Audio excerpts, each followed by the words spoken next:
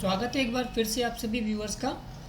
आज के इस वीडियो में हम लोग CS74 introduction to internet programming के टर्म एंड एग्जामिनेशन जून 2020 के क्वेश्चन नंबर 1D को डिस्कस करने वाले हैं, जो कि आपका पैटर्न प्रिंटिंग पर बेस्ड है। ठीक है, तो इसमें आपको क्या कह रहा है कि write a Java program to generate the following output. ठीक है, अगर आपको सिंपल सा ये कह देता write a Java program to generate the following output, तो शायद आपके लिए प्रॉब्लम थोड़ी सी आसान हो जाती, लेकिन उसमें इसने थोड़ा सा चेंज कर दिया। उसमें उसने एक लाइन और ऐड कर दी जिसमें उसने बोला है यूजिंग अ 2 डायमेंशनल एरे।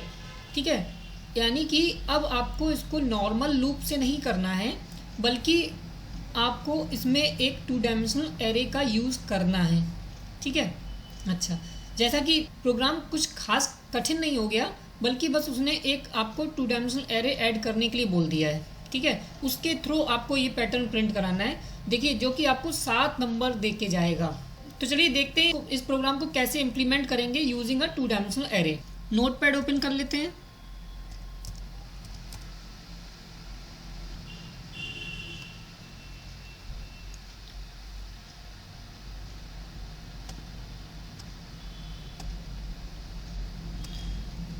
ठीक है, तो अब हम लोग सबसे पहले क्या करेंगे, यहाँ पर एक कोई क्लास ले लेते हैं। अल्फा पैटर्न है तो अल्फा पैटर्न ही लिख लेते हैं।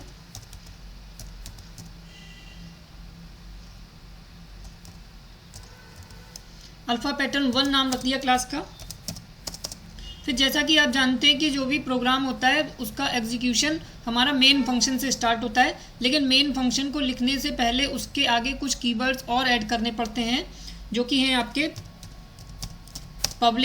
पब्लिक इसलिए लगाते हैं ताकि इस फंक्शन को बाहर का मेंबर एक्सेस कर सके, है ना।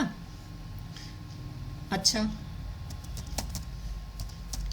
अब स्टैटिक क्यों लगाया? स्टैटिक का मतलब यहाँ पर ये होता है कि अगर आप किसी भी क्लास के मेंबर को एक्सेस करते हैं तो हमें उसके लिए उस क्लास का एक ऑब्जेक्ट क्रिएट करना पड़ता है, जिसके थ्रू हम उसके मेंबर को या मेंबर फंक्शन को एक्सेस कर पाते हैं। ठीक है, लेकिन यहाँ पर जो मेन फंक्शन है वो यूज़र कॉल नहीं करेगा, बल्कि सिस्टम द्वारा कॉल किया जाएगा। ठीक है, अब जब सिस्टम द्वारा कॉल किया जाएगा तो अब हमें अगर ऑब्जेक्ट बनाना पड़ेगा, ठीक है, तो ऑब्जेक्ट बनाने की ज़रूरत ना पड़े इसलिए हमें यहाँ पर स्टैटिक कीवर्ड का यूज़ करना होगा। ठीक है, अब क्योंकि मेन फंक्शन कोई भी वैल्यू रिटर्न नहीं कर रहा है, इसलिए यहाँ पर हम लोग वॉइड कीवर्ड का यूज़ करेंगे।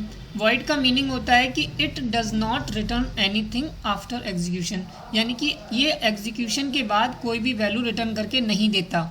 ठीक है, जो इसको कॉल करेगा उसको, यानी कि ये सिस्टम द्वारा कॉल किया जा रहा है, यानी कि ये सिस्टम को कोई भी वैल्यू रिटर्न नहीं करेगा। फिर हम लोग मेन फंक्शन, जो कि फंक्शन का नाम है, वो लिखते हैं, और ये फंक्शन किस तरीके का आर्गूमेंट ले रहा है वो लिख रहे हैं। तो हमने यहाँ पर स्ट्रिंग लिख दिया। ठीक है, और ये किस तरीके का आर्गुमेंट ले रहा है, तो यहाँ पर एक एरे का आर्गुमेंट ले रहा है। ठीक है, एरे टाइप का आर्गुमेंट ले रहा है।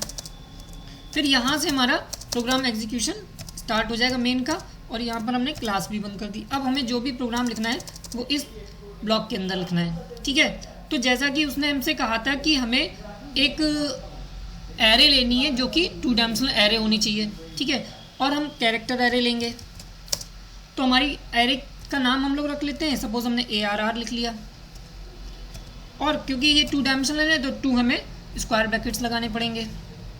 फिर इक्वल्स टू न्यू कीवर्ड का यूज़ करना पड़ेगा, जो आपको मेमोरी लोकेट करने के काम आएगा। फिर कैरेक्टर टाइप, और फिर साइज़ कितना चाहिए। देखिए, आपको जो पैटर्न दिया गया है वो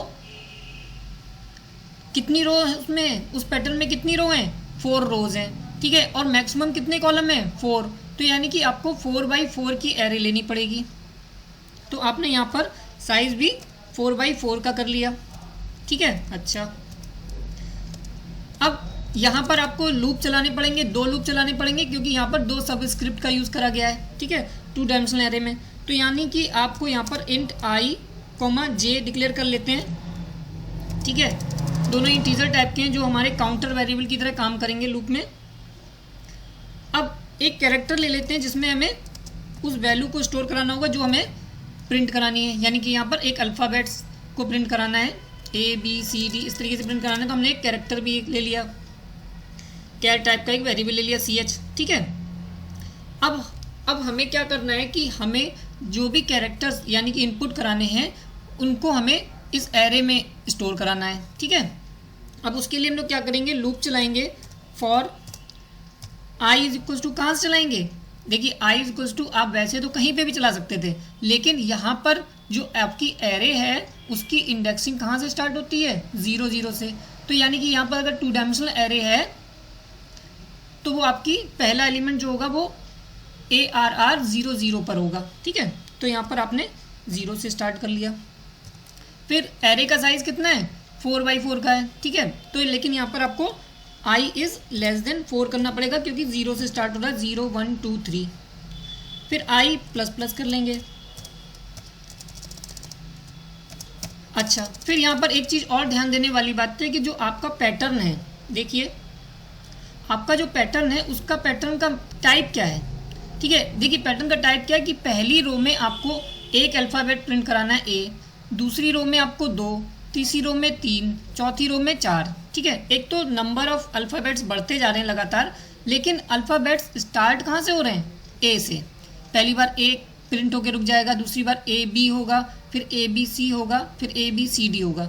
यानी कि जितनी बार भी हमें प्रिंट करना स्टार्ट करना है नई रो में, उतनी बार हमें A पर जाना पड़ेगा, फिर A से इंक्रीमेंट होता चला जाएगा। ठीक है, तो अब इसी के बेस पर हम लोग यहाँ पर जो हमने कैरेक्टर वेरिएबल लिया था CH, उसकी वैल्यू इनिशियलाइज कर लेते हैं A।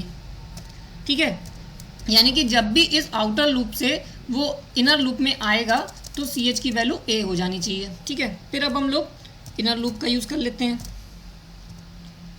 J इक्वल्स टू 0, इसको भी 0 0 से, ताकि I की वैल्यू 0, J की वैल्यू 0 से स्टार्ट हो जाएगी। ठीक है, J भी लेस देन 4 तक चलेगा, नहीं चलेगा। ठीक है, क्यों, क्योंकि पहली रो में हमें केवल एक ही अल्फ़ाबेट प्रिंट कराना है, दूसरी रो में 2 अल्फ़ाबेट, तीसरी रो में 3, चौथी रो में 4, है ना। तो हमें यहाँ पर क्या करना पड़ेगा, J की वैल्यू जो है वो less or equals to I कर देनी होगी, यानी कि J को हमने I पे डिपेंडेंट कर दिया। ठीक है, यानी कि I क्या है, आउटर लूप का काउंटर वेरिएबल है ना। तो जब I की वैल्यू 0 होगी पहली बार, तो J एक ही बार चल के रुक जाएगा क्योंकि J की वैल्यू 0 से स्टार्ट हो रही है। ठीक है, समझ गए होंगे आई थिंक। फिर J प्लस प्लस कर लिया। फिर यहाँ पर हमें इनपुट कराना है। ठीक है, तो हमें इनपुट किस में कराना है, अपनी एरे में। तो हमने ARR IJ कर लिया। ठीक है, अच्छा उसके बाद हमें वैल्यू कहाँ से आएगी, वैल्यू हमारी ARR IJ पर स्टोर होनी है। वो किसकी वैल्यू स्टोर होनी है, CH की। ठीक है, और उसके बाद हमें इंक्रीमेंट भी कराना है, तो हमने यहाँ पर CH प्लस प्लस कर लिया। ठीक है, यहाँ पर पोस्ट इंक्रीमेंट कराना है। देखिए प्री इंक्रीमेंट करा दिया तो आपका रिजल्ट गड़बड़ हो जाएगा। ठीक है, या तो आप नेक्स्ट लाइन में भी कर सकते थे। ठीक है, तो हमने यहाँ पर CH प्लस प्लस कर दिया। इसका मीनिंग क्या हुआ कि जो भी CH की करंट वैल्यू होगी वो पहले इनिशियलाइज हो जाएगी, देन CH की वैल्यू में इंक्रीमेंट हो जाएगा। इसी को हम लोग पोस्ट इंक्रीमेंट कहते हैं। ठीक है, इस तरीके से हमें यहाँ पर इनपुट मिल गया और अब हमने यहाँ पर इस ब्रेसिस को बंद कर दिया। ठीक है, यानी कि यहाँ पर हमें इनपुट करने के लिए पूरा लूप चल गया। फिर अब क्या इनपुट हुआ है वो हमें दिखाना भी तो पड़ेगा, तो यानी कि हमें फिर से लूप चलाना पड़ेगा, 2 लूप चलाने पड़ेंगे। तो हमने इसी को कॉपी कर लिया और यहाँ पर पेस्ट कर लिया। फिर ये वाला भी लूप कॉपी कर लेते हैं, ये पेस्ट कर लिया। फिर हमें प्रिंट करने के लिए कौन सा फंक्शन यूज़ करना पड़ता है, प्रिंट। तो सबसे पहले हम लोग प्रिंट के लिए क्या लिखते हैं, सिस्टम। सिस्टम एक क्लास है, आउट उसका एक ऑब्जेक्ट है और प्रिंट उसका एक फंक्शन है। ठीक है, देखिए यहाँ पर प्रिंट ln नहीं लगाएंगे। अगर आपने प्रिंट ln लगा दिया तो वो जो जितने भी आउटपुट देगा वो नई लाइन से देना स्टार्ट कर देगा। ठीक है, अब हमें यहाँ पर क्या प्रिंट कराना है, हमें ARR जो हमने एरे ली थी उसकी वैल्यू प्रिंट करानी है। यानी कि ARR 0 0 पर क्या होगा, ARR 0 1 पे क्या होगा, ARR 0 2 पे क्या होगा, ARR 0 3 पर क्या होगा। फिर हमें नेक्स्ट लाइन पे आ जाना है ना। अब यहाँ पर हमने स्पेस देने के लिए यहाँ पर इस तरीके से कर लिया, कॉन्केटिनेट करा लिया स्पेस को। तो ये वाला जो स्टेटमेंट है वो इस इनर लूप के लिए काम करेगा, क्योंकि हम यहाँ पर ब्रेसेस दे नहीं रहे हैं।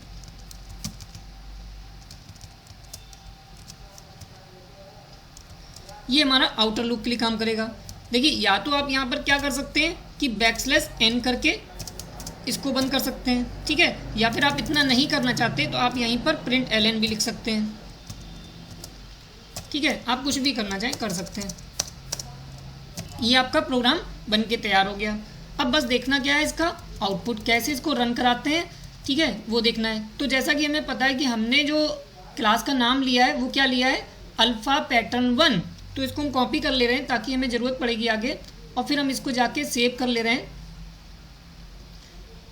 अपनी बिन डायरेक्टरी में। देखिए कहाँ पे सेव करा है हमने, फिर से आपको बता देते हैं। सी में गए, प्रोग्राम फाइल्स में गए, जे प्रेस करा, जावा आ गया, जावा के JDK 1.8 नाम के फोल्डर में बिन नाम की डायरेक्टरी होगी, उसके अंदर हमने फाइल को सेव किया। यहाँ पर हमने फाइल का नाम कॉपी कर लिया था, इसके साथ एक्सटेंशन ऐड करना पड़ेगा .java का, और यहाँ पर ऑल फाइल्स कर लीजिए, ठीक है, और यहाँ पर सेव कर लीजिए।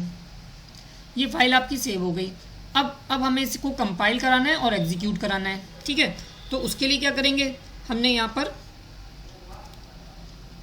CMD कमांड प्रॉम्प्ट को ओपन कर लिया,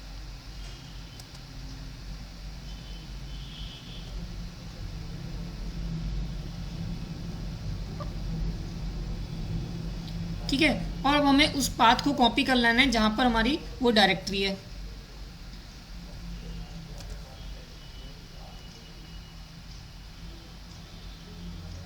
सी में गए, प्रोग्राम फाइल्स में गए, जावा में गए, JDK 1.8 जो भी आपका वर्जन है उस पर चले जाएंगे, उसकी बिन डायरेक्टरी में चले जाएंगे। यहाँ से उस पाथ को कॉपी कर लेंगे और वहाँ पर कमांड प्रॉम्प्ट पे जाकर CD करके चेंज डायरेक्टरी करके इसमें पेस्ट कर देंगे और एंटर कर देंगे। तो अभी आपकी डायरेक्टरी चेंज हो गई, ठीक है, और यहाँ पर ही आपकी फाइल बनी होगी, ठीक है। अच्छा, अब यहाँ पर आपको करना क्या है, यहाँ पर आपको JAVAC लिखना है और जो फाइल का नाम होगा वो, ठीक है, अल्फ़ा PATTERN पैटर्न 1.java लिखना होगा कंपाइल करते समय। और जैसे ही आप एंटर करेंगे तो ये आपको अगर कोई भी एरर नहीं हो तो सक्सेसफुली कंपाइल हो जाएगा, नहीं तो अब वो आपको जिस लाइन में एरर आ गई वो दिखा देगा, ठीक है। तो देखिए यहाँ पर हमारी कोई एरर नहीं थी, तो इस तरीके से हमारा ये प्रोग्राम सक्सेसफुली कंपाइल हो गया।